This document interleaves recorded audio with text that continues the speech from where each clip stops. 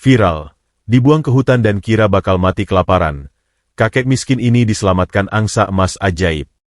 Halo sahabat semua, apa kabar? Semoga sahabat semuanya selalu dalam keadaan sehat dan bahagia ya. Kali ini ada cerita menarik dari cerita Serenova. Tapi sebelum masuk ke ceritanya, silahkan absen terlebih dahulu sahabat semua dari daerah mana saja ya. Jangan lupa untuk subscribe channel ini agar kalian tidak ketinggalan video-video menarik selanjutnya. Matahari menembus kanopi dedaunan raksasa hutan lindung itu bagai jarum-jarum api yang menyengat kulit. Udara terasa tebal, pengap, dan beraroma tanah basah bercampur dedaunan busuk. Di tengah keheningan alam yang purba, terdengar suara gemerisik ranting patah dari sebuah langkah yang diseret paksa. Seorang pria renta, kakek Aryo, melangkah gontai dengan napas berderik yang terdengar seperti engsel pintu berkarat. Setiap tarikan napasnya adalah perjuangan mematikan melawan udara panas yang mencekik paru-paru. Kemeja flanelnya yang dulu mungkin berwarna merah, kini memudar menjadi coklat kusam, robek memanjang di bagian bahu hingga mengekspos tulang selangkanya yang menonjol tajam layaknya ranting kering. Celana bahan yang membalut kaki kurusnya telah kehilangan bentuk. Bagian ujungnya kaku oleh lapisan lumpur kering yang menumpuk selama berhari-hari. Ia berjalan tanpa alas kaki. Telapak kakinya yang kapalan, retak-retak, dan berdarah meninggalkan jejak merah samar di atas bebatuan tajam dan akar pohon beringin. Tubuh rentanya bergetar hebat, bukan hanya karena hawa dingin hutan yang menyergap di malam hari, tetapi oleh rasa lapar yang merobek-robek lambungnya bagai ribuan silet. Bau tubuhnya menyengat, aroma apak dari keringat basi, lumpur rawa, dan keputusasaan yang menguar tebal, membuat lalat-lalat hutan berdengung mengitarinya seolah ia adalah bangkai yang berjalan. Namun, di balik wajah yang dipenuhi keriput dalam dan tertutup debu serta noda tanah, sepasang mata tuanya menyala setajam elang pemangsa. Tidak ada rengekan kesakitan dari bibir pecah-pecahnya yang pucat pasi, hanya keheningan absolut yang menyimpan rahasia triliunan rupiah di baliknya. Suara burung pelatuk tiba-tiba tergantikan oleh deru mesin diesel yang memekakkan telinga. Kakek Aryo mengangkat kepalanya yang berat, menatap nanar ke arah ujung jalan setapak yang kini telah rata oleh alat berat. Di sana, sebuah tenda komando sementara didirikan dengan terpal biru mencolok, merusak harmoni warna hijau hutan lindung. Belasan pekerja dengan rompi neon keselamatan tampak sedang duduk melingkar, tertawa terbahak-bahak sambil menyantap kotak makan siang berisi nasi padang.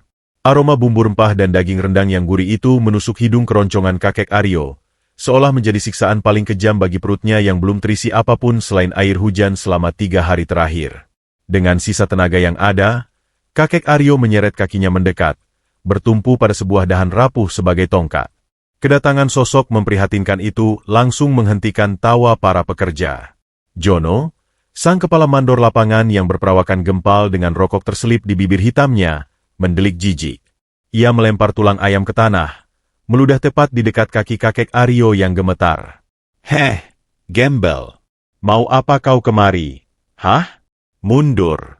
Bau badanmu bikin nasi bungkusku terasa seperti kotoran sapi," bentak Jono dengan suara menggelegar, memancing tawa culas dari anak buahnya. Tangannya yang kasar mengibas-ngibas udara di depan hidung, menatap sang kakek layaknya wabah penyakit menular. Kakek Aryo tidak membalas hinaan itu dengan amarah. Ia menurunkan tubuhnya perlahan, bertumpu pada lututnya yang bergetar hebat di atas tanah berbatu. Suaranya terdengar sangat parau, nyaris seperti bisikan angin yang sekarat saat ia memohon. "Tolong, nak, setetes air saja. Tenggorokanku rasanya seperti diiris beling panas. Bapak tidak bermaksud mengganggu proyek kalian. Bapak hanya tersesat.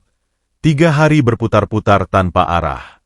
Hanya seteguk, untuk sekadar membasahi bibir, agar Bapak bisa berjalan mencari jalan keluar." Tangan rentanya yang dipenuhi noda tanah dan luka gores terulur ke depan, menggapai botol air mineral setengah penuh yang tergeletak di dekat kaki bot Jono. Mendengar rintihan memilukan itu, alih-alih merasa iba, Jono justru tertawa semakin keras hingga perut gempalnya terguncang.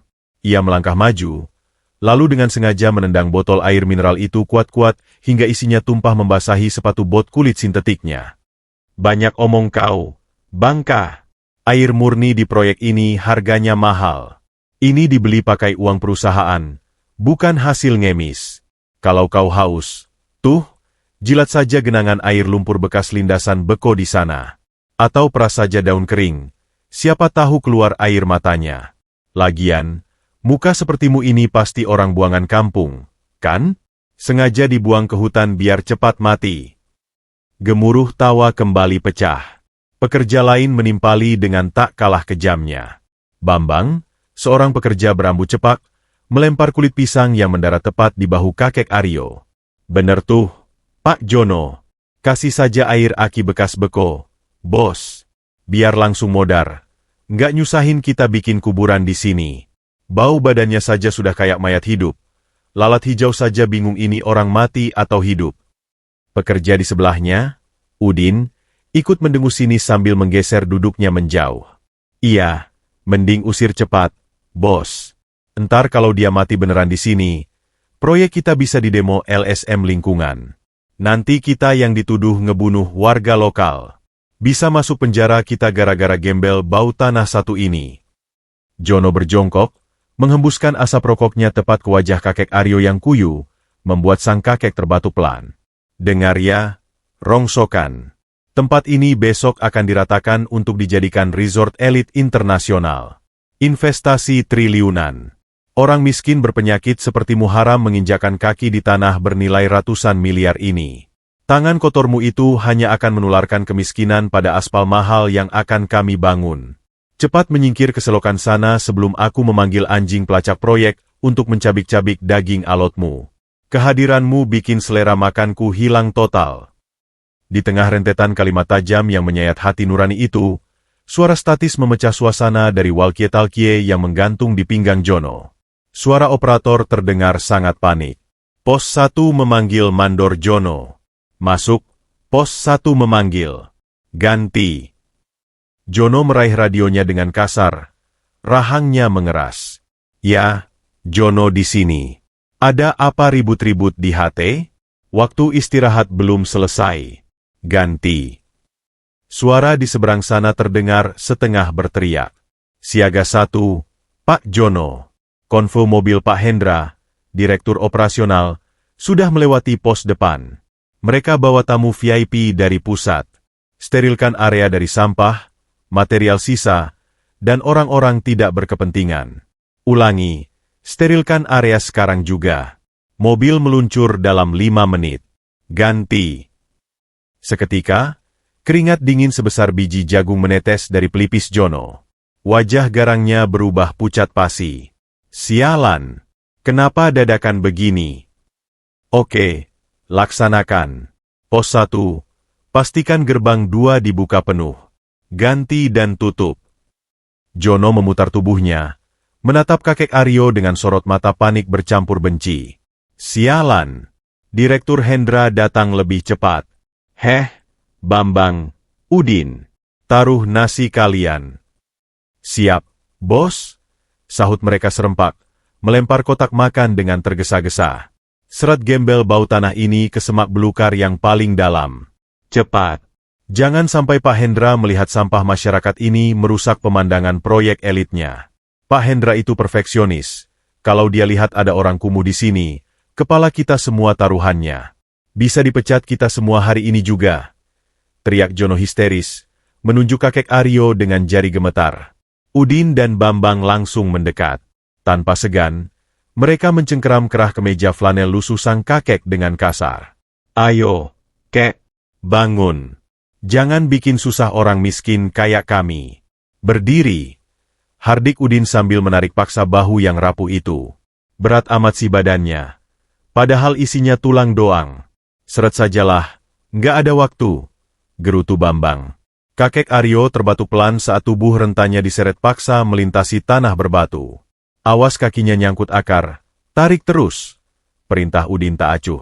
Biarin berdarah, salah sendiri nyasar kemari. Nah, buang di parit kering ini saja, aman dari pandangan jalan utama. Sahut Bambang sambil menghempaskan tubuh kakek Aryo ke dalam cekungan berdebu di balik rimbunan pakis. Dari kejauhan, Jono berteriak sambil merapikan rompinya. Tutupin pakai daun pisang kering sekalian biar nggak kelihatan dari jalan. Cepat baris. Mobilnya sudah kelihatan. Rasa sakit mendera sekujur tubuh kakek Aryo. Kulitnya terkelupas bergesekan dengan kerikil tajam, namun bibirnya tetap terkunci rapat. Sepasang mata elangnya, yang biasanya menatap layar pergerakan saham multinasional, kini hanya mengawasi dari balik dedaunan kering. Dari kejauhan, suara raungan mesin bertenaga besar mulai menggetarkan tanah. Debu jalanan membubung tinggi ke angkasa, membentuk tirai kelabu saat iring-iringan mobil SUV mewah berwarna hitam mengkilap melaju pongah menembus jantung hutan lindung. Dalam keheningan yang menyiksa, kakek Aryo hanya membatin dengan tenang. Teruslah bersikap angkuh, tikus-tikus kecil. Kalian tidak tahu sedang membuang siapa di atas tanah yang hak patennya tertulis jelas atas namaku. Panggung penghinaan sesungguhnya baru saja disiapkan, dan ia siap menjadi aktor paling sabar sebelum memberikan pukulan mematikan. 4 mobil SUV hitam legam anti peluru membelah jalanan tanah berlumpur dengan keangkuhan yang memekakkan telinga. Raungan mesin bertenaga besar itu menggilas apa saja yang menghalangi, meninggalkan gulungan debu tebal yang mencekik udara rimbun hutan lindung. Mobil paling depan berhenti tepat di titik pusat proyek. Dari balik pintu yang terbuka perlahan, turunlah Hendra, sang direktur operasional. Penampilannya adalah sebuah ironi yang menyilaukan mata di tengah ganasnya alam liar. Ia mengenakan setelan jas linen branded keluaran Milan berwarna krem cerah yang tampak tanpa celah, kacamata hitam berbingkai emas memantulkan terik matahari, dan yang paling mencolok, sepasang sepatu pantofel kulit buaya asli yang mengkilap sempurna tanpa sebutir debu pun menempel. Rambut klimisnya disisir rapi ke belakang, memancarkan aura dominasi mutlak yang membuat udara di sekitarnya terasa membeku. Melihat bos besar mereka tiba lebih awal, Jono sang mandor bersama belasan pekerja proyek langsung berhamburan mendekat, menundukkan kepala dalam-dalam layaknya abdi dalem yang menyambut raja. Keringat dingin sebesar biji jagung membasahi tengkuk Jono, merembes ke kerah rompi neonnya saat ia membungkuk hingga nyaris 90 derajat. Suaranya bergetar hebat saat ia menyapa. Selamat datang di lokasi proyek, Bapak Direktur Hendra yang terhormat.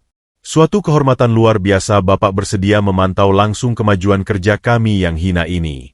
Kami sudah menyiapkan tenda sterilisasi dengan AC portabel di sebelah sana, Pak. Hendra tidak langsung menjawab. Ia hanya berdiri diam selama beberapa detik, mengibaskan sapu tangan sutra beraroma parfum mask di depan hidungnya yang mancung, seolah oksigen di hutan itu beracun bagi paru-paru mahalnya.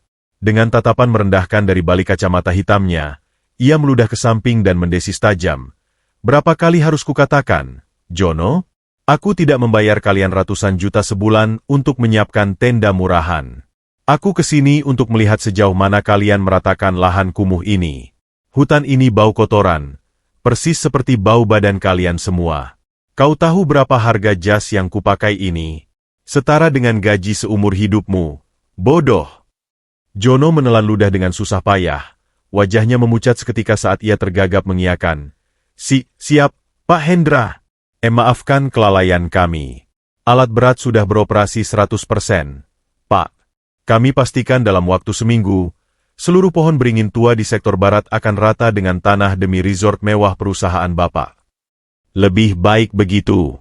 Kalau sampai akhir bulan kawasan ini belum bersih dari semak belukar menjijikan ini, aku akan memastikan kau dan seluruh kuli rendahanmu ini kelaparan di jalanan tanpa pesangon speser pun. Ancam Hendra dengan suara tinggi yang menggelegar ke seluruh penjuru proyek. Ia lalu melangkah maju dengan pongah, mengamati tanah berlumpur yang sudah diratakan, tak mempedulikan para pekerja yang masih menunduk ketakutan bagai tikus-tikus kecil yang tersudut. Di saat yang bersamaan, di kedalaman parit kering yang hanya berjarak beberapa meter dari rute berjalan Hendra, kakek Aryo sedang berjuang melawan sakaratul maut. Tenggorokannya terasa seperti disumpal pasir panas. Pandangannya mulai mengabur, namun mata tuanya menangkap kilauan dari sebuah genangan air sisa hujan semalam yang terperangkap di dalam lekukan daun talas tepat di bibir parit. Air itu hanya berjarak sejengkal dari aspal darurat. Dengan sisa tenaga yang merobek otot-otot tuanya, kakek Aryo merangkak naik perlahan.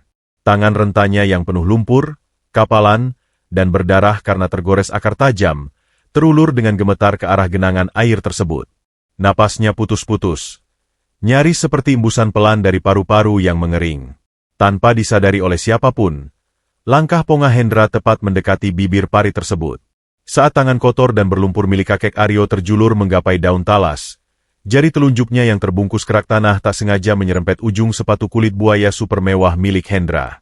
Sentuhan itu sangat pelan, nyaris tak bertenaga, namun meninggalkan bekas lumpur kecoklatan di atas kilau sempurna kulit sepatu tersebut. Seketika itu juga, langkah Hendra terhenti.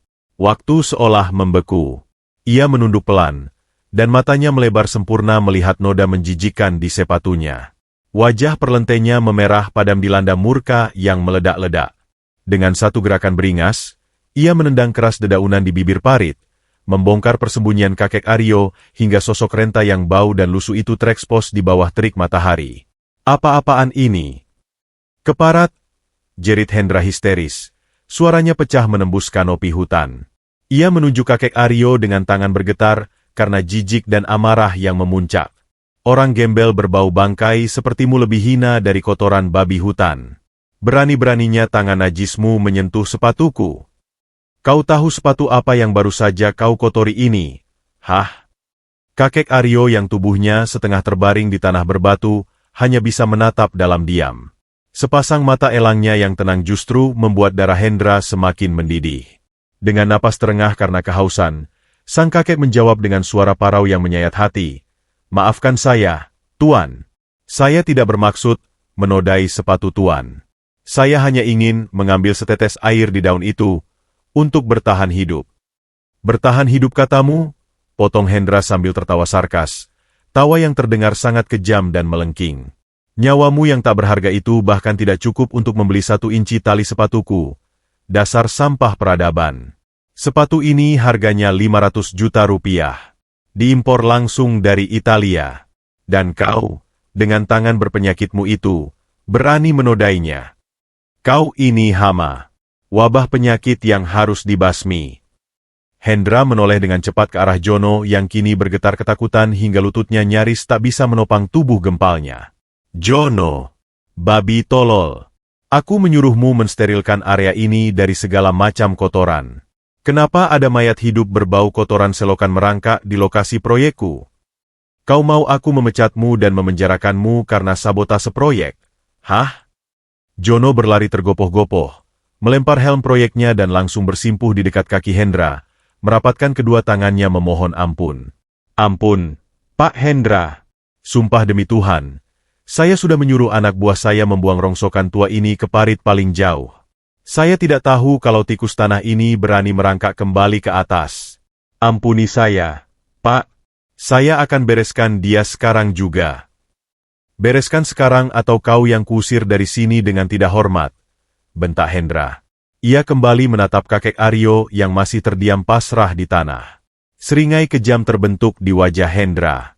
Orang tua bau tanah pembawa penyakit. Jangan kotori tanah investasiku. Dengar ini baik-baik. Gembel.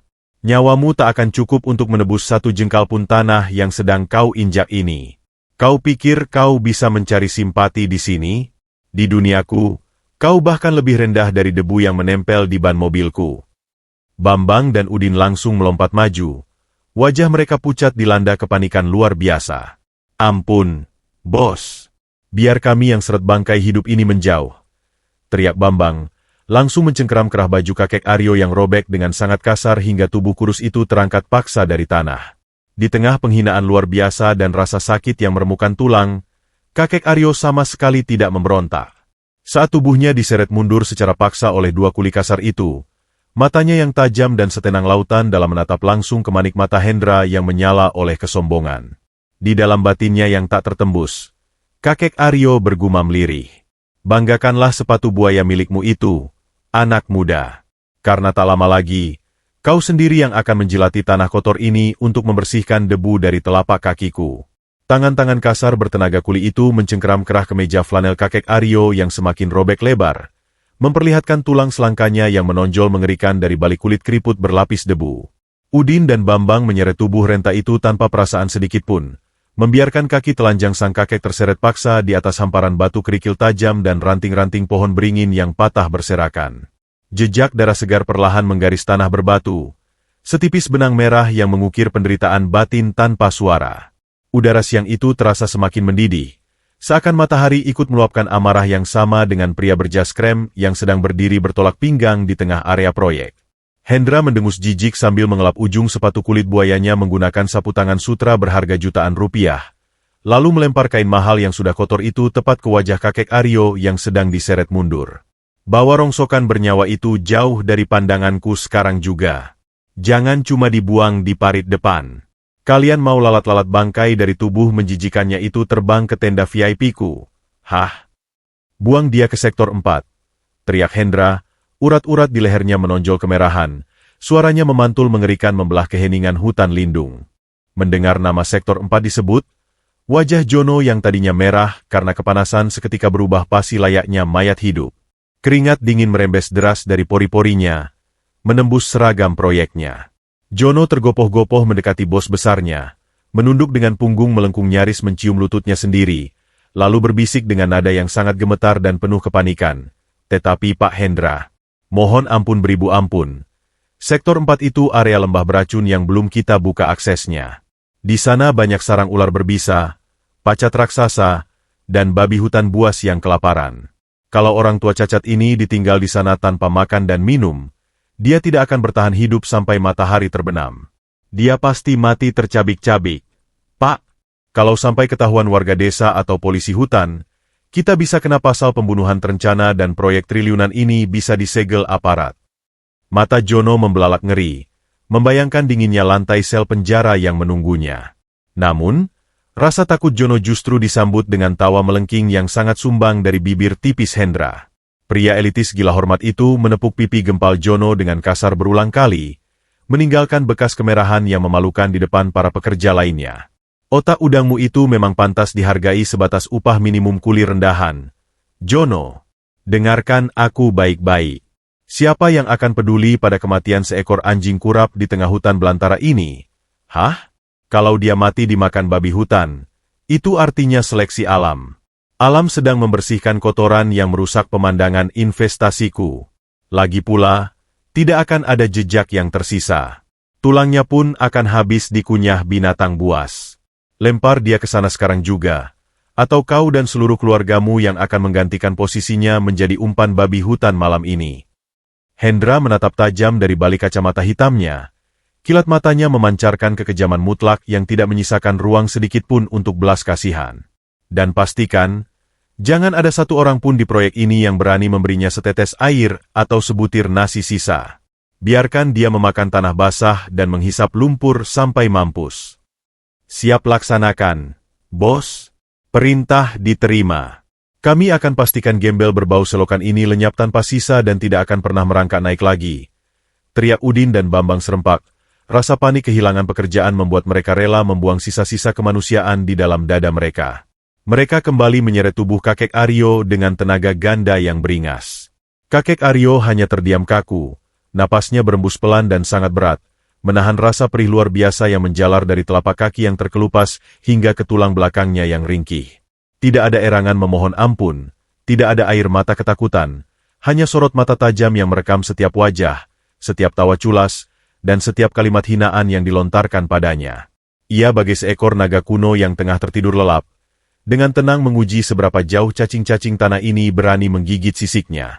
Bersenang-senanglah dalam keangkuhan kalian yang fana ini, batin sang kakek dalam keheningan yang mencekam, karena lembah gelap yang kalian siapkan untuk kuburanku ini, kelak akan menjadi panggung saksi bisu kejatuhan kalian yang paling hina.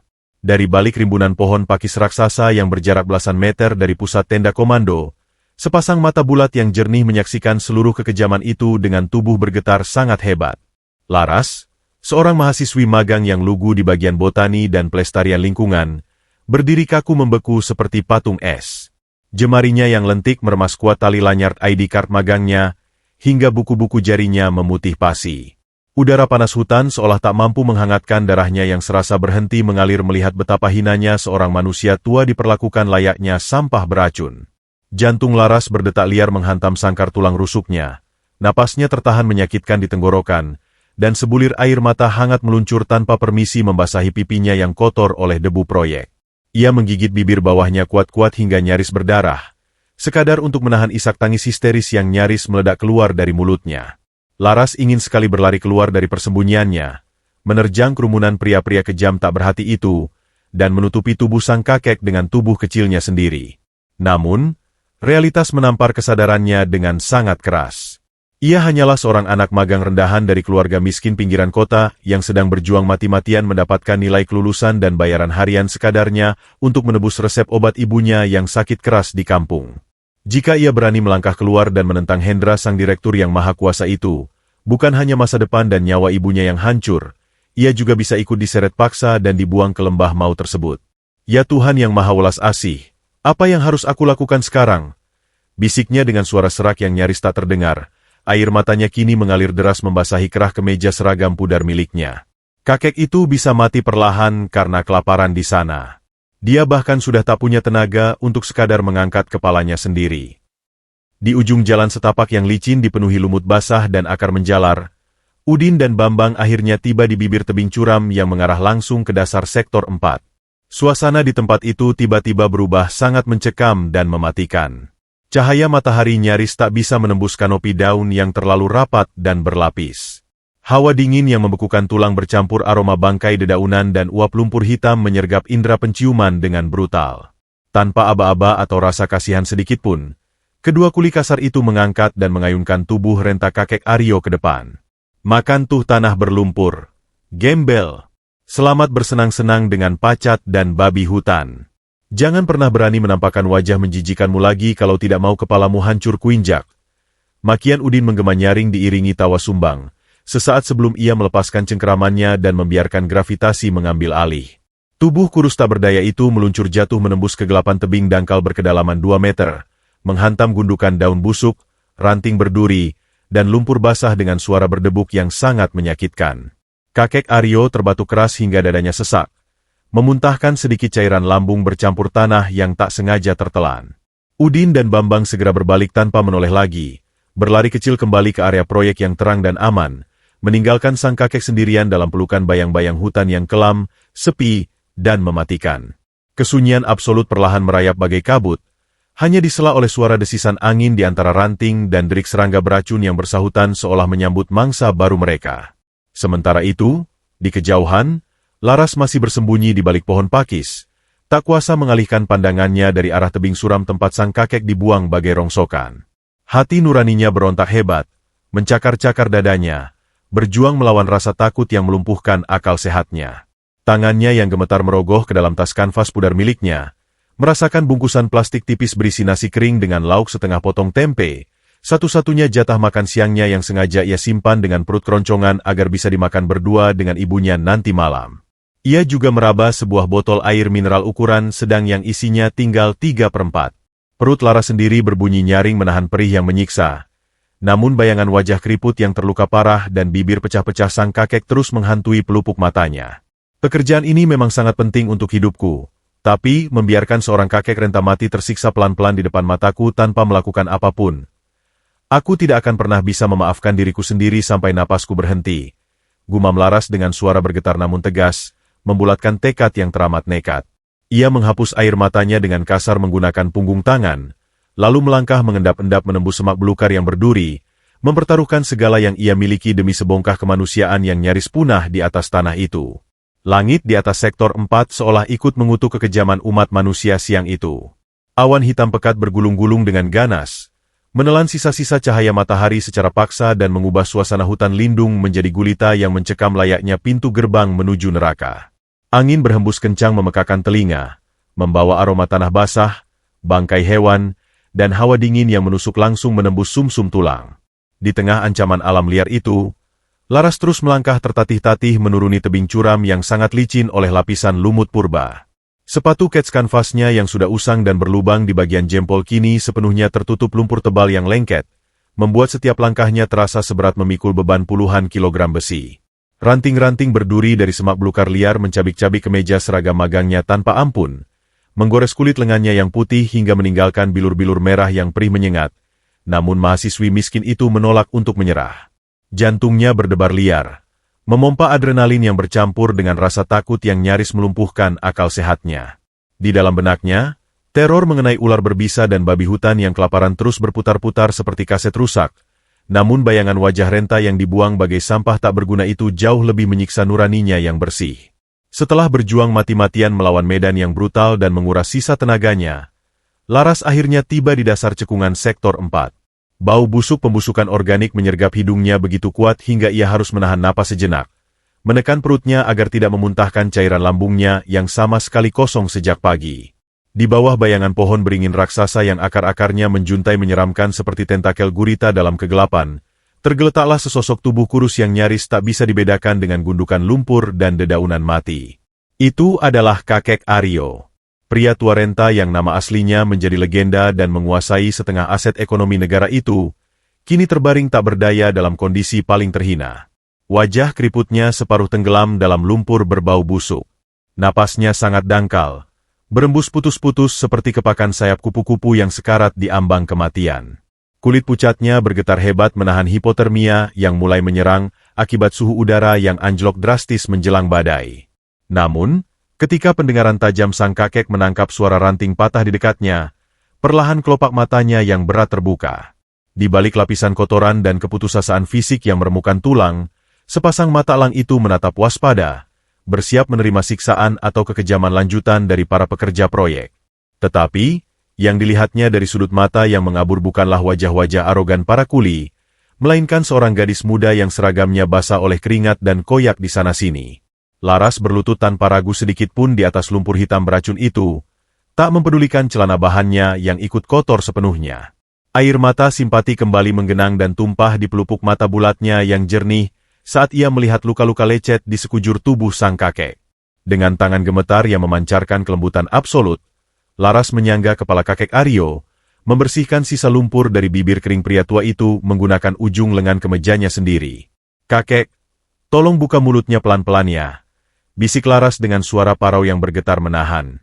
Isak tangis yang menyesakkan dada. "Ini ada sedikit air murni, bukan air lumpur dari parit. Minumlah pelan-pelan agar tenggorokan kakek tidak sakit. Kek, jangan takut, saya bukan orang jahat."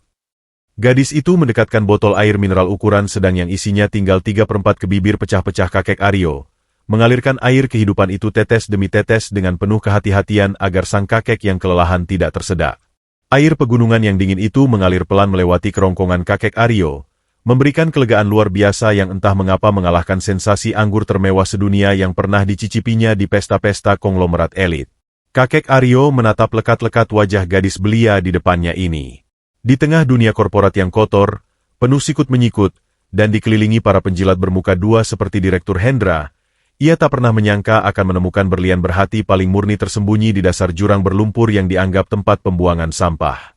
Laras kemudian merogoh tas kanvas bututnya dengan tergesa-gesa saat gemuruh petir pertama membelah langit bagai cambuk cahaya raksasa, menandakan badai sebentar lagi akan tumpah ruah. Ia mengeluarkan sebuah bungkusan plastik tipis yang lecek. Di dalamnya terdapat kepala nasi putih yang sudah dingin dan setengah mengeras, ditemani sepotong tempe goreng sisa yang dipotong dua. Laras membelah tempe itu menjadi ukuran yang sangat kecil, lalu menyuapkannya langsung menggunakan jari-jarinya yang lentik ke dalam mulut kakek Aryo dengan kelembutan seorang anak kandung yang sedang merawat ayahnya yang sakit keras. Di saat kakek Aryo mengunyah makanan sederhana itu secara perlahan, keheningan hutan tiba-tiba disela oleh suara gemuruh panjang yang berasal dari perut Laras. Gadis itu refleks memegangi perutnya. Wajahnya memerah padam karena malu, namun ia buru-buru memalingkan muka. "Jangan hiraukan suara perut saya, kek," elak Laras dengan nada riang yang dipaksakan dan senyum tipis yang menyembunyikan penderitaan. "Saya sudah makan siang sangat kenyang pakai ayam bakar di tenda tadi siang bersama bapak-bapak yang lain. Nasi ini cuma makanan sisa yang sayang kalau dibuang. Habiskan saja ya, kek, agar tenaga kakek lekas kembali dan bisa berjalan mencari jalan pulang." Tentu saja, kakek Aryo bukanlah orang bodoh.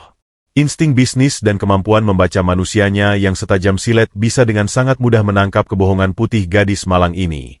Ia tahu pasti, nasi kering bernilai tak lebih dari Rp5.000 ini adalah satu-satunya penyambung nyawa Laras untuk hari ini, sebuah pengorbanan mutlak yang diberikan tanpa mengharapkan timbal balik apapun. Hati kakek Aryo yang selama puluhan tahun menjadi dingin dan tak tersentuh oleh emosi, seketika bergetar hebat. Kebaikan murni ini terasa bagai tamparan hangat yang menyadarkannya bahwa kemanusiaan sejati belumlah sepenuhnya punah. Detik berikutnya, langit memuntahkan seluruh amarahnya tanpa tertahan lagi.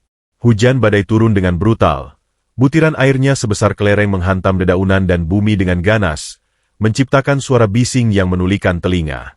Suhu udara anjlok seketika, membuat tubuh ringkih kakek Aryo mengejang kedinginan di atas tanah yang perlahan berubah menjadi genangan kubangan air. Tanpa berpikir dua kali, Laras buru-buru menarik resleting tasnya, mengeluarkan jas hujan plastik tipis berwarna kuning pudar yang harganya tak lebih dari Rp10.000, yang sudah memiliki banyak tambalan selotip di beberapa bagian. Bukannya mengenakannya pada tubuhnya sendiri yang kini mulai menggigil dan basah kuyup, Laras justru membentangkan jas hujan rapuh itu untuk menyelimuti tubuh kakek Aryo rapat-rapat. Ia kemudian duduk berjongkok merengkuh lututnya sendiri, menjadikan punggung kecilnya sebagai perisai hidup untuk menghalangi terpaan angin badai agar tidak langsung mengenai wajah sang kakek. Hujan turun semakin beringas, menyamarkan air mata Laras yang menetes deras bercampur air surga. Di balik jas hujan plastik murahan yang kini terasa lebih hangat dari selimut sutra manapun, kakek Aryo memejamkan mata rapat-rapat. Tangannya yang kapalan menggenggam erat ujung kain jas hujan tersebut, dan di dalam keheningan batinnya yang menggelegar mengalahkan badai di luar sana, sang pemilik tunggal Golden Gose Group itu bersumpah, bahkan jika aku harus membakar separuh kerajaan bisnisku menjadi abu, aku akan mengangkat derajat gadis ini setinggi langit, dan aku pastikan mereka yang menertawakan penderitaan ini akan memohon kematian di dasar kerak neraka.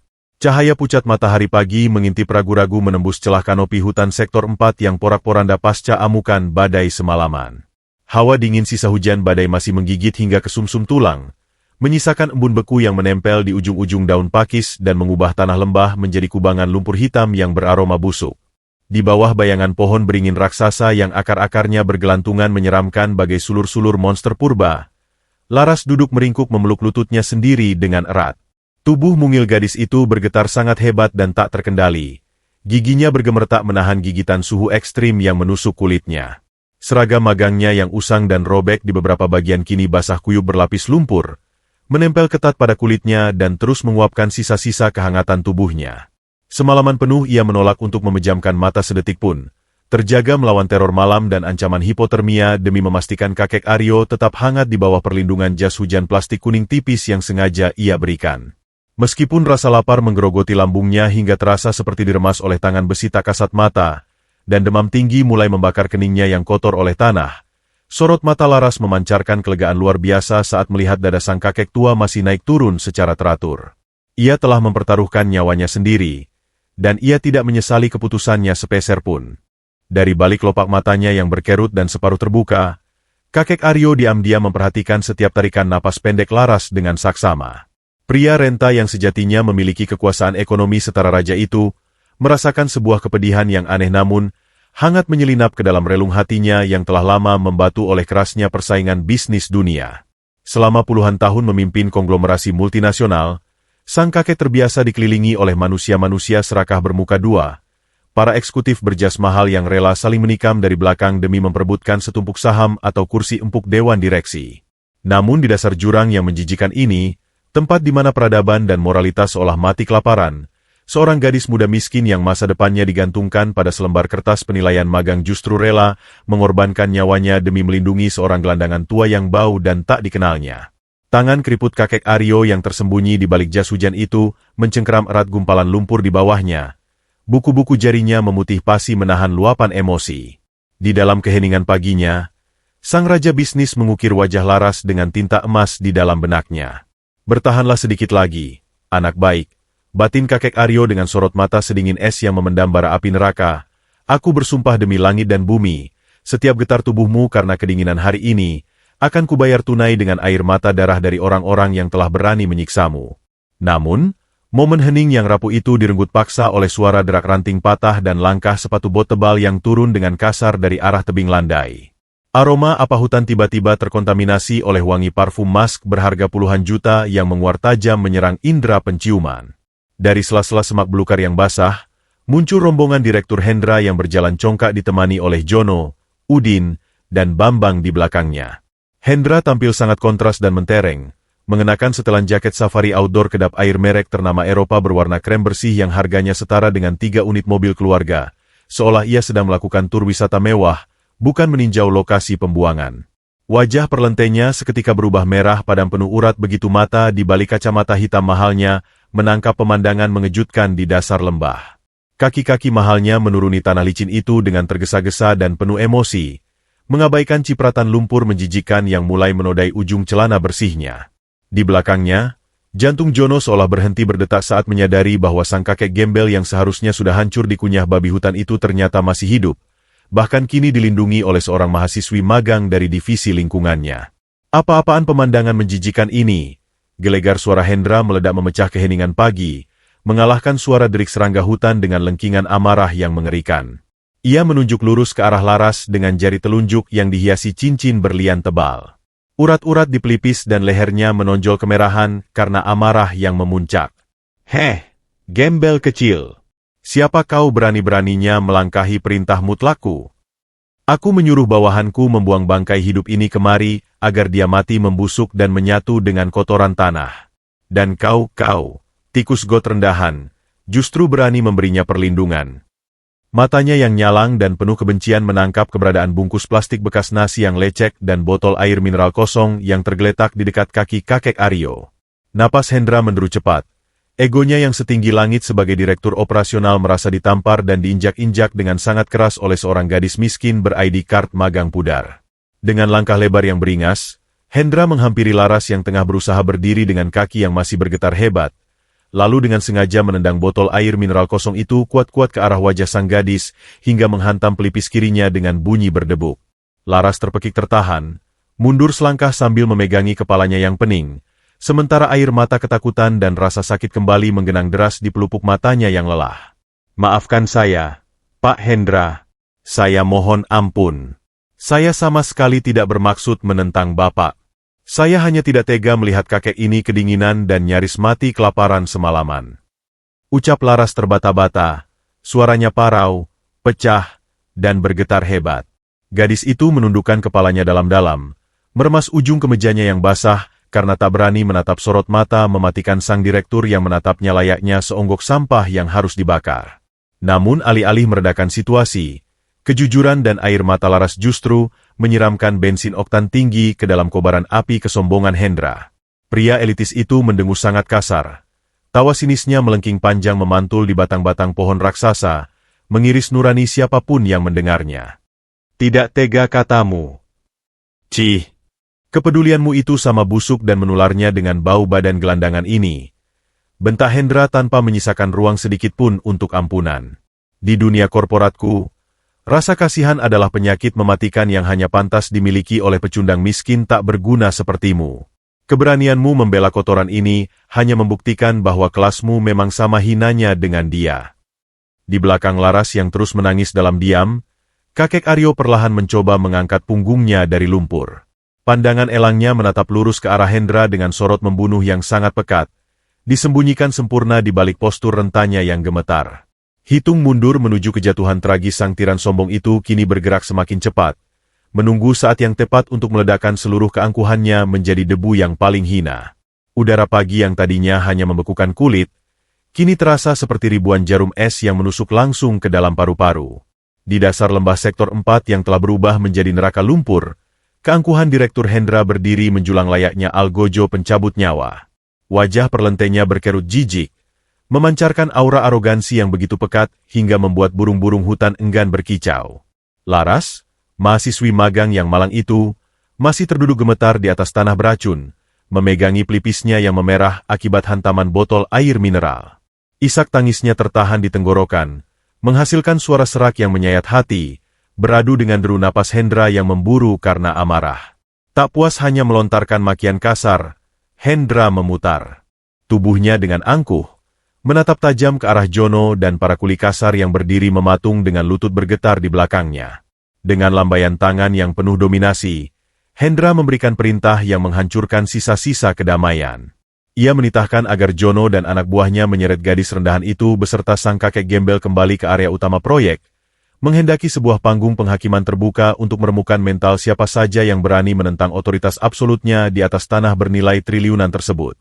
Perjalanan kembali menuju kemah utama adalah sebuah penyiksaan fisik dan mental yang tak terbayangkan. Udin dan Bambang, yang ketakutan setengah mati melihat kemurkaan bos besar mereka, bertindak jauh lebih brutal dari sebelumnya. Mereka mencengkeram lengan kurus Laras yang basah kuyup, menyeret gadis itu secara paksa melintasi tanjakan berlumpur yang dipenuhi akar-akar berduri. Kemeja magang Laras yang sudah robek kini semakin koyak, memperlihatkan goresan-goresan luka baru yang mengalirkan darah segar, bercampur dengan kotoran hitam pekat. Di belakangnya, kakek Aryo diperlakukan tak kalah hinanya. Tubuh rentanya ditarik begitu saja menembus semak belukar, membiarkan telapak kakinya yang sudah hancur kembali bergesekan dengan batu-batu tajam. Rasa sakit yang mendera sekujur tubuh sang raja bisnis itu nyaris tak tertahankan, namun ia menggigit bibir pucatnya hingga berdarah, menolak memberikan kepuasan berupa jeritan kesakitan kepada para penyiksanya. Sepanjang jalan menanjak yang terasa seperti mendaki bukit tengkorak, Laras terus meneteskan air mata, menahan perih yang mengiris kulit dan batinnya secara bersamaan, sementara Hendra berjalan jauh di depan dengan payung besar yang dipegangi oleh asistennya, memastikan tak ada setitik pun air lumpur yang menodai setelan safari mahalnya. Setibanya di area pusat proyek, suasana seketika berubah menjadi pengadilan jalanan yang mencekam. Puluhan pekerja proyek berseragam kotor telah berbaris rapi membentuk formasi setengah lingkaran, dipaksa meninggalkan alat berat dan sarapan mereka demi menyaksikan murka sang tiran. Hening yang menekan dada menyelimuti udara. Tak ada satupun yang berani bernapas terlalu keras saat melihat tubuh Laras dan kakek Aryo dilemparkan dengan kasar ke tengah hamparan aspal darurat yang masih basah. Hendra melangkah perlahan menuju tumpukan material beton silinder yang disulap menjadi mimbar dadakan, berdiri di atasnya layaknya dewa yang siap menjatuhkan kutukan maut. Ia melipat kedua tangannya di dada, kacamata hitamnya memantulkan raut wajah ketakutan dari puluhan pasang mata yang menatapnya. Dengan senyum sinis yang mengiris hati, Hendra memecah keheningan maut itu. Suaranya menggelegar ke seluruh penjuru hutan. Perhatikan baik-baik, kalian semua para tikus pekerja. Hari ini, di tanah investasiku yang berharga ratusan miliar, aku menemukan sebuah pengkhianatan menjijikan. Gadis ingusan yang belum lulus kuliah ini merasa dirinya adalah pahlawan kesiangan yang berhak melangkahi perintah mutlakku. Laras bersimpuh di atas tanah keras. Lututnya bergetar menahan malu dan duka yang teramat dalam. Gadis itu menyatukan kedua telapak tangannya, memohon belas kasihan di tengah isak tangis yang mulai meledak. Ia tahu betul, jika ia kehilangan posisi magang ini, ibunya yang terbaring lemah di rumah sakit pinggiran kota tidak akan bisa menebus resep obat ginjal untuk minggu depan. Namun, air mata keputusasaan itu tak sedikit pun meluluhkan hati Hendra yang telah membatu oleh keserakahan. Sang direktur turun dari beton silinder, melangkah pongah mendekati Laras, dan dengan satu gerakan kasar yang beringas, ia menarik paksa tali lanyard ID card magang dari leher gadis itu hingga putus. Kulit leher Laras tergores merah akibat tarikan kasar tersebut, diiringi jeritan pelan yang tertahan. Mulai detik ini, kau kupecat dengan tidak hormat. Kertas evaluasi magangmu akan kurobek, dan aku akan memastikan kampusmu menerima surat rekomendasi daftar hitam yang menyatakan bahwa kau adalah pencuri dan pemberontak. Jangan harap kau bisa lulus dan mendapatkan pekerjaan di perusahaan manapun di negeri ini, dasar sampah miskin. Maki Hendra tanpa ampun, melemparkan potongan ID card itu tepat ke wajah Laras yang kini pucat pasi layaknya mayat yang kehilangan seluruh darahnya. Kehancuran belum berhenti sampai di situ. Hendra memberi isyarat mematikan kepada Jono, yang dengan sigap merampas tas kanvas butut milik Laras dari bahunya yang gemetar. Tas lusuh yang berisi seluruh harapan hidup sang gadis miskin itu diserahkan ke tangan Hendra. Dengan tatapan merendahkan yang setajam silet, Hendra memutar tas itu, lalu melemparkannya dengan sekuat tenaga ke dalam genangan lumpur terdalam bekas lintasan roda traktor raksasa. Tidak cukup hanya membuangnya, sepatu bot kulit buaya mahal milik Hendra tanpa ampun menginjak-injak tas tersebut, membenamkannya ke dalam lumpur hitam yang berbau busuk. Isinya tumpah berantakan, buku catatan usang yang basah, kotak pensil murahan, dan sebuah botol obat generik berlabel nama ibunya yang seketika pecah tergilas tumit keras sang direktur. Pil-pil obat berwarna putih itu berserakan, meleleh seketika ditelan kotoran bumi yang beracun, menghapus satu-satunya harapan hidup Ibunda Laras. Ambil barang-barang rongsokanmu yang tak berharga ini, dan menyingkir dari pandanganku bersama bangkai tua berbau tanah makam yang kau lindungi itu. Kalian berdua adalah wabah penyakit menjijikan yang tak pantas bernapas di udara mewah yang sama denganku. Usir Hendra dengan nada melengking yang menyisakan kegetiran luar biasa. Laras menjerit histeris, menghambur ke arah kubangan lumpur itu dan mengais-ngais sisa pil obat ibunya dengan tangan kosong, tak mempedulikan tubuhnya yang kini sepenuhnya kotor dan berbau. Tangisannya membelah angkasa, meratapi nasib dan masa depan yang dihancurkan dalam hitungan menit oleh keangkuhan seorang manusia gila harta. Di saat yang sama, hanya berjarak 1 meter dari gadis yang tengah hancur lebur itu, kakek Aryo duduk mematung dengan lutut tertekuk dan punggung membungkuk, tampak sangat lemah di mata dunia. Namun, sepasang mata tuanya yang tajam bagai elang pemangsa yang tersembunyi di balik poni rambut putih berdebu menatap tajam ke arah sepatu kulit buaya yang baru saja menghancurkan botol obat tersebut. Di balik penampilan fisiknya yang luar biasa menyedihkan, Otak sang triliuner berputar dengan kecepatan penuh. Urat-urat di balik kulit keriputnya menegang kaku, mengalirkan darah yang mendidih oleh kemarahan absolut yang mampu membakar lautan. Ia tidak berontak, ia tidak berteriak, karena singa sejati tidak membuang tenaga untuk mengaum pada mangsa yang sudah masuk perangkap. Dalam keheningan yang jauh lebih mematikan dari badai semalam, kakek Aryo mengikat sumpah darah di dalam relung jiwanya. Kau baru saja menghancurkan nyawa yang paling berharga di hutan ini, Hendra.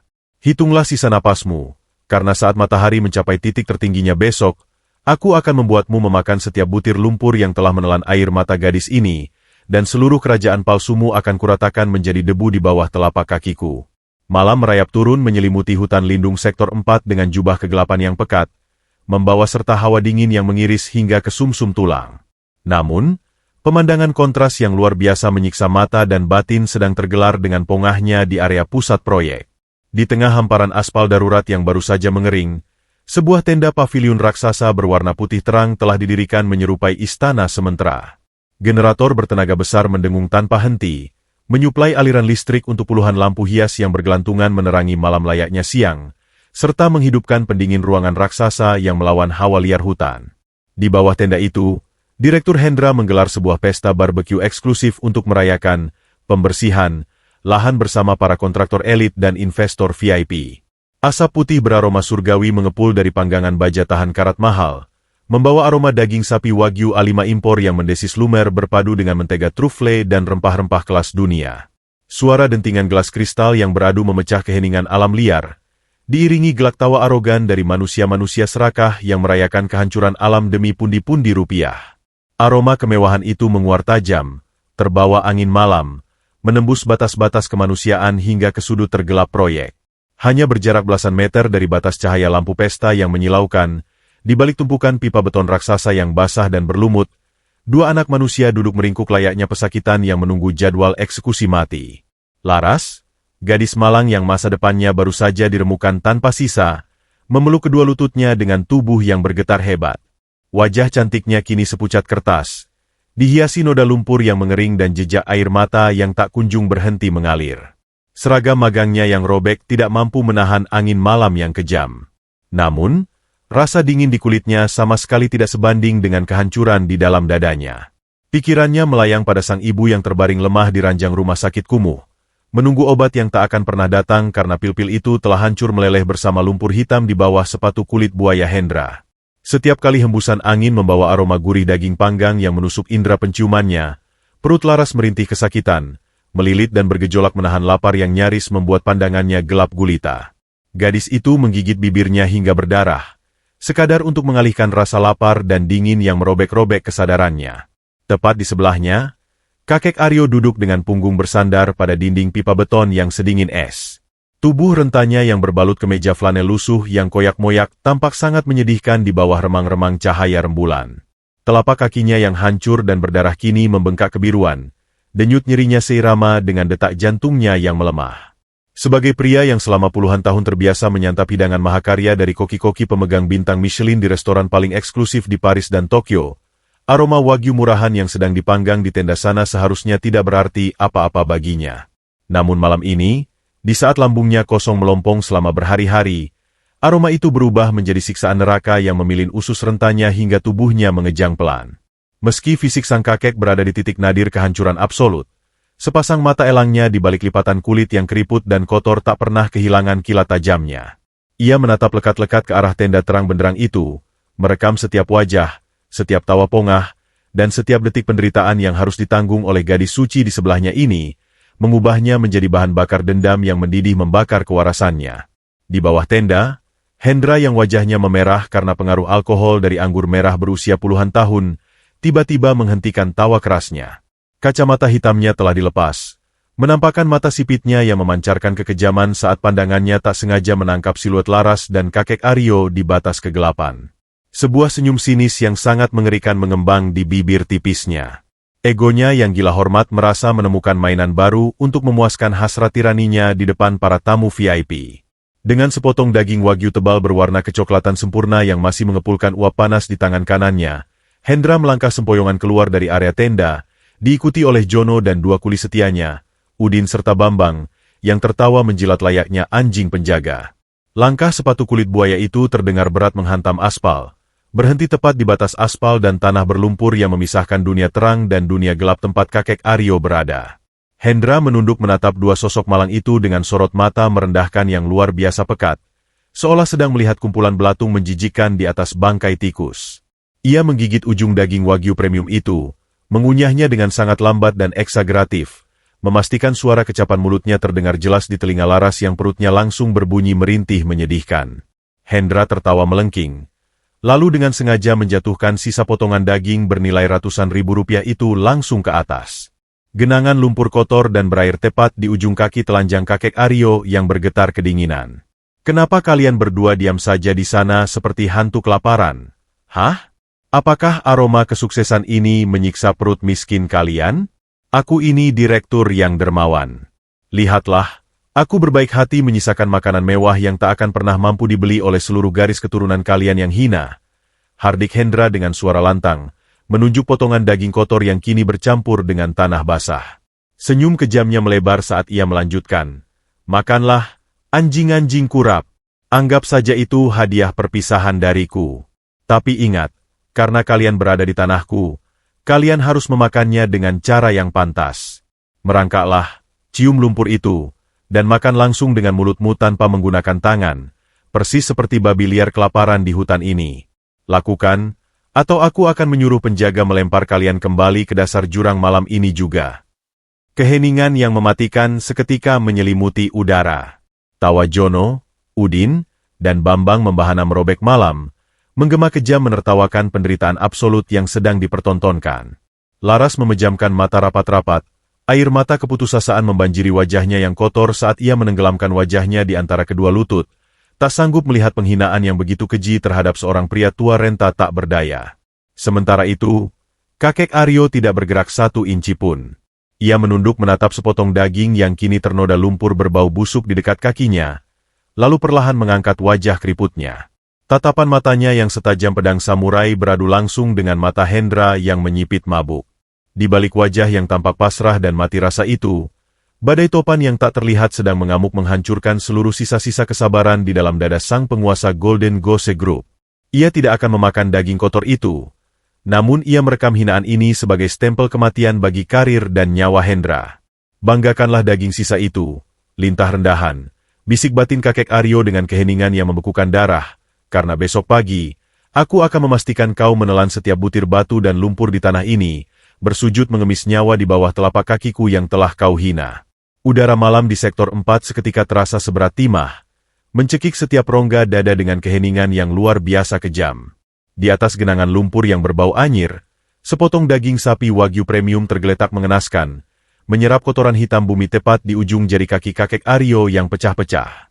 Tawa sumbang Hendra, Jono, dan para kuli penjilat itu terus menggema, memantul di antara batang-batang pohon beringin raksasa layaknya paduan suara iblis yang merayakan hancurnya martabat seorang manusia. Aroma gurih daging panggang dari tenda VIP yang bercampur dengan bau busuk rawa menciptakan ironi yang memuakan, sebuah batas transparan antara dunia para penguasa yang serakah dan kaum papa yang terinjak. Kakek Aryo tidak bergeming barang 1 milimeter pun. Tubuh rentanya yang dibalut kemeja flanel robek tampak membeku, namun di balik tulang-tulang rusuknya yang menonjol, jantung sang triliuner berdetak dengan ritme yang mematikan. Ia sedang menghitung setiap detik tawa ponga Hendra, mengubah setiap decah hinaan itu menjadi paku-paku tak kasat mata yang kelak akan menyegel peti mati karir sang direktur. Namun, benteng pertahanan psikologis yang dibangun Laras akhirnya runtuh berkeping-keping. Gadis muda yang sedari tadi meringkuk menahan lapar dan dingin itu tak sanggup lagi menyaksikan kekejian absolut yang dipertontonkan di depan matanya. Hati nuraninya menjerit, mencabik-cabik dinding akal sehatnya. Dengan sisa tenaga yang ia miliki dari lambungnya yang kosong berhari-hari, Laras merangkak maju menerjang lumpur beracun itu. Ia menjatuhkan dirinya tepat di antara kakek Aryo dan Hendra, menjadikan tubuh mungilnya yang basah dan bergetar sebagai perisai hidup bagi sang kakek gembel. Kedua tangan Laras yang penuh luka gores mencengkeram ujung aspal darurat, sementara dahinya nyaris menyentuh sepatu bot kulit buaya Hendra yang mengkilap. Air mata keputusasaan membanjiri wajahnya yang kotor, menciptakan jalur-jalur putih di atas kulit pipinya yang berdebu, saat ia berteriak histeris memecah malam.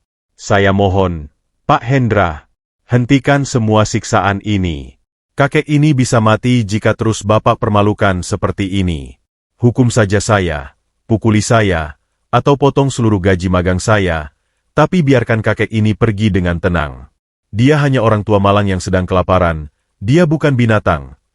Ratap Laras dengan suara serak yang menyayat hati, tangisannya bergetar menembus deru angin hutan yang dingin.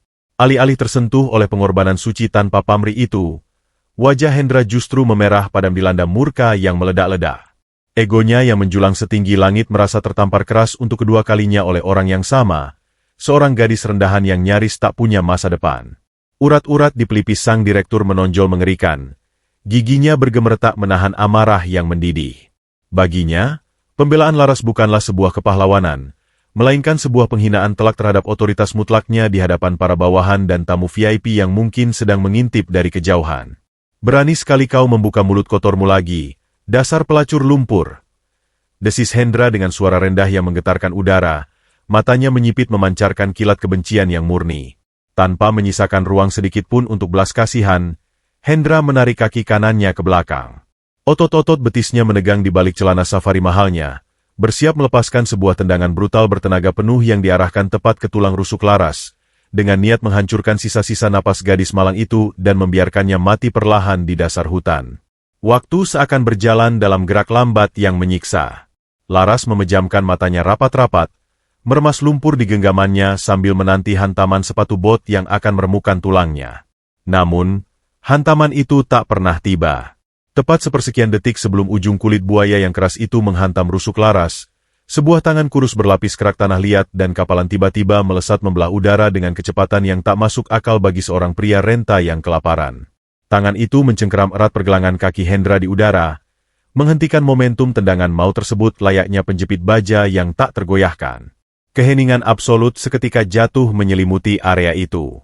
Tawa Jono dan kawan-kawannya tercekik di tenggorokan, mengubah wajah mereka menjadi pucat pasi. Hendra terbelalak tak percaya. Tubuhnya kehilangan keseimbangan hingga ia harus meronta untuk menarik kakinya kembali, namun cengkeraman tangan kotor itu menolak untuk melepaskannya. Dari balik bayang-bayang gelap pipa beton, kakek Aryo perlahan bangkit berdiri. Tidak ada lagi sisa-sisa pria tua yang gemetar kedinginan dan nyaris mati kelaparan. Tulang punggungnya yang selama ini membungkuk pasrah kini tegak lurus menantang langit, memancarkan aura dominasi mutlak yang membuat udara di sekitarnya terasa membeku. Sorot mata elangnya yang sedingin es di Antartika menatap lurus menembus manik mata Hendra, menyiarkan sebuah pesan kematian tanpa suara. Pria renta itu kini berdiri bagai naga kuno yang baru saja terbangun dari tidur panjangnya, memancarkan intimidasi luar biasa yang membuat insting bertahan hidup siapapun yang melihatnya menjerit ketakutan. Dengan gerakan lambat yang penuh ketenangan mematikan, kakek Aryo menghempaskan kaki Hendra hingga direktur sombong itu terhuyung mundur dan nyaris terjengkang ke atas aspal basah. Sambil terus menatap tajam ke arah wajah Hendra yang kini dipenuhi keringat dingin kepanikan, tangan kanan kakek Aryo yang gemetar perlahan merogoh saku kemeja flanel lusuhnya yang robek. Semua mata di tempat itu terpaku, menahan napas dalam kengerian yang tak dapat dijelaskan, menunggu benda apa yang akan dikeluarkan oleh sang gelandangan misterius tersebut.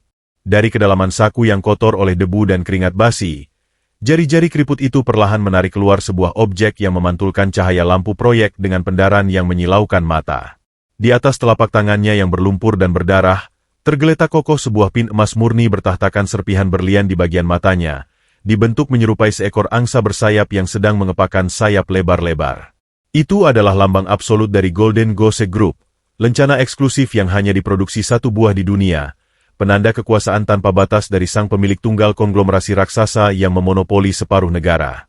Benda kecil bercahaya itu berkedip angkuh di tengah kegelapan hutan, bersiap meledakkan realitas palsu Hendra menjadi serpihan debu yang paling hina. Pendaran cahaya keemasan yang memantul dari telapak tangan kakek Aryo seolah membekukan waktu di sektor 4. Di tengah dominasi kegelapan hutan yang pekat dan bau busuk rawa yang menyengat, pin emas murni berbentuk angsa bersayap itu berpendar dengan keangkuhan yang menyilaukan mata.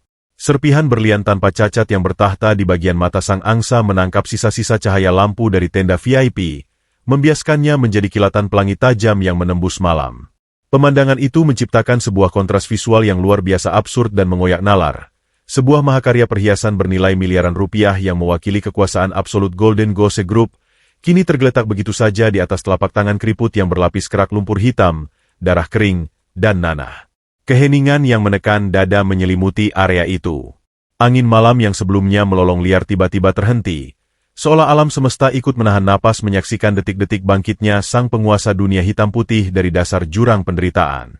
Laras, yang masih bersimpuh dengan tubuh gemetar di depan kaki sang kakek, menatap pin kecil itu dengan mata membelalak sempurna, merasakan ada sebuah energi dominasi luar biasa yang tiba-tiba menguar dari pria renta berbau apak di belakangnya. Di hadapan mereka, Hendra berdiri kaku bagai patung lilin. Kaki kanannya yang tadi hendak menendang tulang rusuk Laras kini telah ditarik kembali, menyisakan postur tubuh yang canggung dan goyah. Manik matanya yang memerah karena pengaruh alkohol dan amarah melebar menatap kilau emas di tangan sang gelandangan. Selama beberapa detik yang terasa seperti keabadian, otak sang direktur yang selalu mengukur harga manusia dari merek baju yang dipakainya, mengalami korsleting fatal. Logika elitisnya menolak mentah-mentah realitas yang tersaji di depan mata. Tidak mungkin, batinnya menjerit. Tidak mungkin sesosok sampah peradaban yang baru saja memungut sisa makanan dari tanah berani menyentuh, apalagi memiliki barang bermutu tinggi. Mekanisme pertahanan diri Hendra meledak dalam bentuk yang paling menyedihkan. Pria berjas safari mahal itu tiba-tiba mendongakkan kepalanya ke langit, memecah keheningan maut dengan tawa terbahak-bahak yang melengking sumbang. Tawanya begitu keras, brutal, dan eksageratif hingga ia harus memegangi perutnya sendiri, sementara air mata geli yang meremehkan merembes dari sudut matanya. Gelak tawa gila itu memancing respons otomatis dari Jono, Udin, dan Bambang yang langsung ikut tertawa terpingkal-pingkal tanpa benar-benar memahami apa yang sedang terjadi, sekadar memenuhi kuota sebagai penjilat sejati. Sambil terus terpingkal-pingkal dan menyeka sudut matanya dengan sapu tangan sutra, Hendra menunjuk pin angsa itu dengan jari telunjuknya yang dihiasi cincin tebal. Tawanya perlahan berubah menjadi seringai kejam yang merendahkan, mencabik-cabik sisa harga diri siapapun yang mendengarnya. Ya Tuhan, lihatlah badut tua ini! Seru Hendra dengan suara lantang yang sengaja dikeraskan agar para tamu VIP di kejauhan bisa mendengar pertunjukan konyolnya. Kau menahan kakiku hanya untuk memamerkan rongsokan kuningan murahan hasil memulungmu itu? Berapa harganya di pasar loak? Hah? 10.000? 20.000? Atau kau mencurinya dari dada boneka murahan di tempat pembuangan sampah? Kau pikir dengan memegang mainan anak-anak berkilau itu, kau bisa menakut-nakuti seorang direktur operasional beromzet triliunan sepertiku? Otakmu benar-benar sudah membusuk dimakan belatung kelaparan. Ia kembali tertawa sinis, meludah tepat di genangan air lumpur berjarak beberapa sentimeter dari lutut Laras, menunjukkan betapa tak berharganya pertahanan terakhir yang coba ditunjukkan oleh kakek Aryo. Di tengah rentetan caci maki dan tawa merendahkan yang terasa seperti hujan belati itu, kakek Aryo tidak membalas dengan amarah yang meledak-ledak. Sang triliuner mempertahankan sikap stoik tingkat dewa, sebuah ketenangan absolut yang hanya dimiliki oleh mereka yang memegang kendali atas hidup dan mati musuh-musuhnya. Dadanya yang kurus naik turun dengan ritme yang sangat lambat dan teratur. Napasnya tak lagi berderik menyedihkan. Di balik wajahnya yang kotor dan dipenuhi keriput kelelahan, sepasang mata elangnya menatap lurus menembus bola mata Hendra, merekam setiap detail kesombongan sang direktur dengan akurasi mematikan. Di dalam batinnya yang tak tersentuh, kakek Aryo membiarkan musuhnya menggali kuburannya sendiri semakin dalam. Ia tahu persis bahwa manusia-manusia gila harta seperti Hendra telah dibutakan oleh kilau palsu duniawi, sehingga mereka kehilangan kemampuan untuk mengenali emas murni di balik tumpukan tanah. Tangan rentanya tetap terentang kokoh di udara, menyajikan pin sang angsa pelindung bukan sebagai bentuk pembelaan diri, melainkan sebagai umpan mematikan yang siap menjerat leher sang tiran keserakahan. Merasa harga dirinya ditantang oleh keheningan membeku yang dipancarkan oleh kakek Aryo, tawa Hendra terhenti secara mendadak. Egonya yang membusuk tak bisa menerima kenyataan bahwa seorang gelandangan bau tanah berani menatapnya tanpa rasa takut sedikitpun. Wajah Hendra kembali memerah padam, urat-urat di lehernya menegang kaku seperti kawat baja. Turunkan tangan kotormu itu, bangkai hidup. Kehadiran rongsokan palsumu itu menyinggung selera kemewahanku. Bentaknya dengan suara serak yang memancarkan ancaman fisik.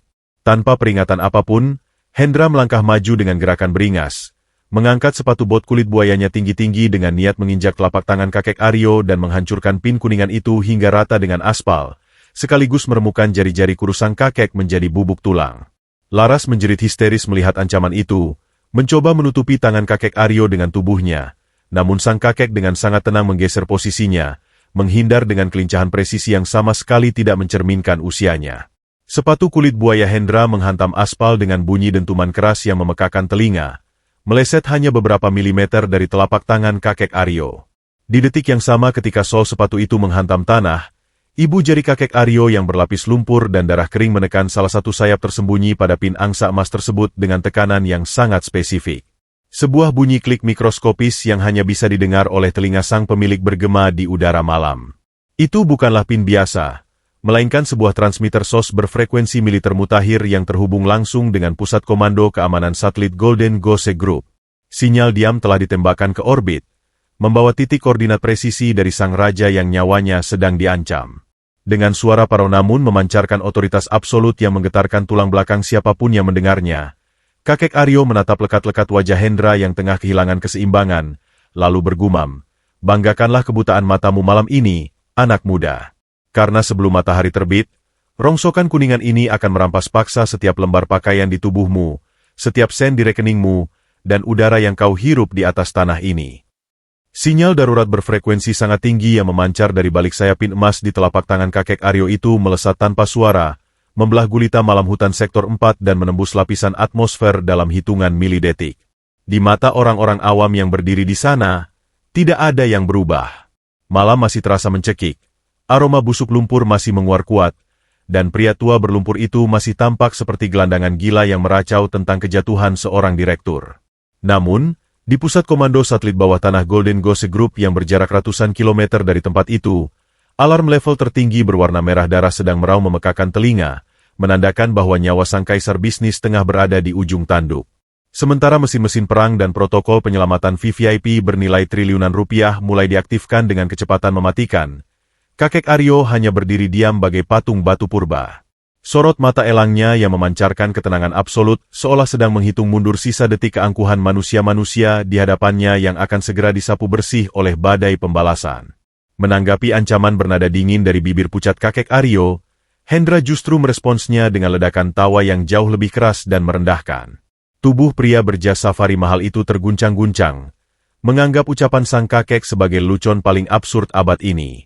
Ia menyeka sudut matanya yang berair karena terlalu banyak tertawa, lalu menatap meremehkan ke arah pria renta yang dianggapnya sudah kehilangan kewarasan akibat kelaparan. "Kau dengar itu, Jono? Bangkai hidup ini mengancam akan melucuti pakaianku dan merampas hartaku hanya bermodalkan mainan kuningan rongsokan," seru Hendra dengan suara melengking yang memantul di antara pepohonan beringin, sengaja memancing tawa sumbang dari para bawahannya yang langsung menyambut dengan gelak tawa menjilat. Dengan tatapan jijik yang tak lagi bisa disembunyikan, Hendra mengibaskan tangannya layaknya mengusir sekawanan lalat pembawa wabah, memerintahkan Jono dan para kulinya untuk segera menyeret orang tua gila beserta pelacur lumpur ini sejauh mungkin ke dalam rawa, memastikan mereka berdua membusuk tanpa sisa sebelum fajar menyingsing agar tidak mengotori pemandangan elit para tamu investornya. Namun, sebelum tangan-tangan kasar Jono, Udin, dan Bambang sempat menyentuh kerah kemeja laras yang basah kuyup, alam seolah mematuhi sebuah komando rahasia yang tak kasat mata. Tawa pongah yang sedari tadi mendominasi udara tiba-tiba tercekik di tenggorokan mereka. Hawa malam yang sebelumnya diam membeku secara mendadak bergejolak. Udara terasa bergetar, menciptakan sensasi tekanan yang membuat telinga berdenging menyakitkan. Dari kejauhan, di balik pekatnya awan hitam yang menutupi langit hutan, terdengar sebuah suara dengungan rendah yang bergemuruh ritmis. Awalnya, Hendra mengira itu hanyalah guntur yang menandakan badai susulan, namun suara itu bergerak terlalu cepat, semakin membesar dan memekakan telinga dalam hitungan detik. Tump tump tump tump. Suara baling-baling raksasa yang membelah udara dengan brutal itu menghantam dada setiap orang yang berdiri di aspal darurat. Pepohonan pakis raksasa mulai meliuk-liuk meronta, dedaunan kering berhamburan ke udara menciptakan pusaran debu yang menyilaukan mata, memaksa Hendra dan para tamunya di kejauhan untuk menutupi wajah mereka dengan lengan jas yang mahal. Dari balik awan pekat, 3 buah titik cahaya merah menyala terang menembus kegelapan, turun menukik dengan kecepatan yang mengerikan langsung ke arah pusat area proyek. Detik berikutnya, wujud dari monster-monster udara itu menampakkan diri dengan keangkuhan yang melumpuhkan nalar. 3 unit helikopter militer VVIP taktis berwarna hitam legam, jenis yang biasanya hanya digunakan oleh kepala negara, menggantung di udara hanya belasan meter di atas kepala mereka. Lampu sorot raksasa berkekuatan jutaan lumen dari hidung helikopter menyala serentak, menembak lurus bagai pedang cahaya matahari yang menyapu bersih kegelapan hutan, mendarat tepat pada sosok kakek Aryo dan Laras. Di lambung setiap helikopter yang mengkilap itu, terpampang jelas sebuah logo berlapis cat emas murni yang memantulkan cahaya. Seekor angsa bersayap yang sedang mengepakkan sayap lebar-lebar, persis dengan lambang pada pin yang dipegang sang kakek. Badai angin buatan dari putaran baling-baling raksasa itu menerjang tanpa ampun, menghancurkan segala kemewahan fana yang dibangun Hendra. Tenda paviliun putih raksasa yang didirikan dengan biaya ratusan juta tercabut dari pasaknya, terpalnya robek berantakan beterbangan ke udara. Panggangan baja mewah terguling, menumpahkan bara api dan daging wagyu A5 impor ke atas lumpur, memicu jeritan histeris dari para tamu VIP yang berlarian panik menyelamatkan diri layaknya tikus-tikus yang kandangnya dibakar. Dalam kepanikan yang melumpuhkan akal sehat itu, helikopter terbesar mendarat dengan kasar di tengah hamparan aspal darurat, menggilas pipa-pipa beton dan meretakkan permukaan tanah. Belum sempat baling-balingnya berhenti berputar sempurna, pintu samping helikopter digeser terbuka secara kasar. Puluhan pria berseragam tempur hitam legam tanpa tanda pengenal, mengenakan rompi anti peluru, kacamata taktis, dan membawa senapan serbu otomatis, melompat keluar dengan presisi militer yang mematikan. Tanpa mempedulikan debu dan serpihan batu yang berterbangan, pasukan elit itu berlari dengan formasi melingkar yang rapat, langsung membentuk barikade tameng baja manusia untuk melindungi kakek Aryo dan Laras yang masih terduduk di lumpur. Gerakan mereka begitu terkoordinasi, cepat, dan sunyi, memancarkan aura haus darah yang membuat siapapun yang berniat mendekat akan langsung dieksekusi di tempat. Moncong-moncong senapan laras panjang itu kini terarah lurus ke dahi Hendra, Jono, dan para kuli yang berdiri mematung dengan lutut bergetar hebat. Wajah Hendra, sang diktator proyek yang 10 menit lalu masih menertawakan kelaparan orang miskin, kini pucat pasi layaknya mayat yang telah dikeringkan darahnya. Kacamata hitam mahalnya telah terlepas entah kemana. Rambut klimisnya berantakan diacak-acak angin badai baling-baling. Jantungnya berdetak begitu keras hingga terasa akan menghancurkan tulang rusuknya sendiri. Paru-parunya seolah lupa cara meraup oksigen. Ia mundur selangkah dengan kaki yang tiba-tiba kehilangan tulang. Napasnya tersengal-sengal menahan teror absolut saat matanya yang terbelalak ngeri melihat logo raksasa Golden Goose di badan helikopter. Lalu perlahan menatap turun ke arah pin emas kecil yang masih berada di telapak tangan kakek Aryo. Realitas yang maha mengerikan baru saja menghantam kewarasannya bagai gada baja bertonton. Orang tua gembel berlumpur berbau busuk yang baru saja ia suruh memakan daging sisa di atas tanah itu, bukanlah korban seleksi alam, melainkan sang dewa kehidupan yang memegang nyawa dan masa depan seluruh rantai makanan di atas tanah tempatnya berdiri. Deru baling-baling raksasa yang sedari tadi memekakan telinga perlahan mereda, menyisakan putaran angin kencang yang menghempaskan sisa-sisa debu ke udara malam. Kegelapan hutan lindung sektor 4 kini sepenuhnya terkoyak oleh sorot lampu putih dari 3 helikopter VVIP hitam legam yang mendominasi hamparan aspal darurat. Dari balik pintu kabin utama helikopter terbesar yang terbuka lebar, turunlah sosok-sosok yang pemandangannya jauh lebih mencekam bagi akal sehat Hendra daripada terjangan pasukan bersenjata manapun. Mereka bukanlah prajurit lapangan, melainkan jajaran elit Dewan Komisaris, pengacara korporat tingkat dewa, dan CEO pelaksana dari pusat Golden Goose Group. Pria-pria parubaya berwajah tegang itu mengenakan setelan jas bespoke dari penjahit terbaik Savile Row yang harganya mencapai miliaran rupiah. Namun malam ini, tak ada satupun dari mereka yang mempedulikan martabat atau kemewahan pakaian tersebut. Mereka melompat turun dengan tergesa-gesa yang membabi buta, membiarkan sepatu pantofel kulit mengkilap mereka terperosok dalam lumpur hitam berbau busuk. Wajah mereka memucat dilanda kepanikan yang luar biasa. Napas mereka terengah-engah seolah baru saja berlari menembus kobaran api neraka demi menyelamatkan nyawa dewa mereka dari ambang kebinasaan. Rombongan eksekutif puncak itu berlari setengah tersandung melintasi genangan lumpur basah, menerobos barikade pasukan bersenjata yang langsung membuka jalan dengan kepatuhan mutlak. Mengabaikan eksistensi Hendra dan para tamunya yang berdiri membeku layaknya deretan tugu kebodohan, para petinggi perusahaan itu langsung menjatuhkan diri ke atas tanah beracun tepat di hadapan kakek Aryo. Suara lutut-lutut berbalut kain wol mahal yang menghantam lumpur basah terdengar serempak, menciptakan sebuah harmoni ketundukan yang menggetarkan jiwa. Bapak Kusnadi, sang CEO pelaksana yang namanya selalu disebut dengan penuh ketakutan dan rasa hormat di seluruh cabang perusahaan internasional, membungkukkan badannya hingga dahi keriputnya nyaris mencium tumit telanjang kakek Aryo yang berdarah. Dengan suara parau yang bergetar hebat menahan isak tangis bercampur teror absolut, pria berkuasa itu meratap memohon ampunan, menyatakan penyesalan yang teramat dalam atas kelalaian Dewan Direksi membiarkan Tuan Besar Aryo Kusuma, sang pendiri sekaligus pemilik mutlak tahta Golden Goose Group bervaluasi ribuan triliun rupiah, menghilang tanpa pengawalan dan harus menderita di tempat paling hina di muka bumi. Ia mengutuk dirinya sendiri, menawarkan jabatan dan nyawanya sebagai penebusan dosa karena membiarkan kulit mulia sang kaisar tersentuh oleh kotoran menjijikan hutan tersebut. Kalimat pengakuan dan pemujaan itu menggelegar menembus keheningan malam, menyapu bersih seluruh keraguan dan ilusi yang selama ini membutakan mata para penghuni proyek. Di detik ketika nama asli dan gelar sang kakek gembel diucapkan dengan penuh takzim oleh CEO pelaksana tertinggi, kewarasan Hendra hancur berkeping-keping layaknya kaca yang dihantam palu godam. Warna kehidupan tersedot habis dari wajah perlentenya, menyisakan kepucatan layaknya mayat yang telah terbujur kaku di ruang pendingin. Jantungnya berdebar sangat liar dan tak beraturan, menghantam sangkar tulang rusuknya dengan rasa sakit yang nyaris memecahkan pembuluh darah utama di dadanya. Udara di sekelilingnya tiba-tiba terasa lenyap, mencekik kerongkongannya hingga ia tak mampu meraup oksigen sekecil apapun untuk mengisi paru-parunya yang terbakar.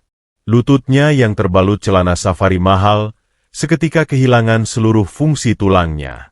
Perlahan namun pasti, gravitasi bumi menarik tubuh pria sombong itu ke bawah, memaksanya jatuh berlutut dengan keras di atas lumpur basah yang beberapa saat lalu ia perintahkan untuk dijilat oleh sang tuan besar. Sepatu kulit buaya seharga 500 juta yang sangat ia banggakan kini tenggelam dalam kotoran rawa, tak lagi memiliki arti apa-apa di hadapan pria yang hembusan napasnya saja mampu membeli ribuan pabrik sepatu serupa. Isi kepalanya dipenuhi jeritan histeris dari kesadarannya sendiri. Ia baru saja menyuruh pemilik tunggal perusahaan tempatnya mengabdi untuk memakan sepotong daging sisa penuh belatung dari atas genangan air kotor. Sebuah dosa tak terampuni yang tak akan bisa ditebus meski ia menyerahkan nyawanya 1000 kali lipat, atau menangis darah hingga kelopak matanya buta. Jono, Udin, dan Bambang mengalami nasib kehancuran psikologis yang jauh lebih menyedihkan. Ketiga kuli kasar yang sebelumnya tertawa paling keras menistakan kakek Aryo kini tersungkur menyembah aspal dengan tubuh gemetar hebat, hingga gigi mereka bergemeretak keras. Air kencing hangat mengalir tak tertahankan merembes di celana bahan mereka, menguapkan bau pesing ketakutan yang menyedihkan di udara dingin yang mencekam. Mereka menyadari dengan kengerian mutlak bahwa tangan-tangan kasar merekalah yang telah menyeret, melempar, memukul, dan mencabik kemeja sang penguasa dunia itu. Tak ada satupun dari mereka yang berani mengangkat wajah. Mereka hanya bisa menangis sesenggukan, memukul-mukul kepala mereka sendiri meratapi kebodohan yang telah menyegel tiket menuju kehancuran hidup mereka sekeluarga. Di saat yang sama, Laras yang masih terduduk dengan jas hujan plastik kuning di tubuh mungilnya, menatap kakek Aryo dengan mata membelalak tak percaya.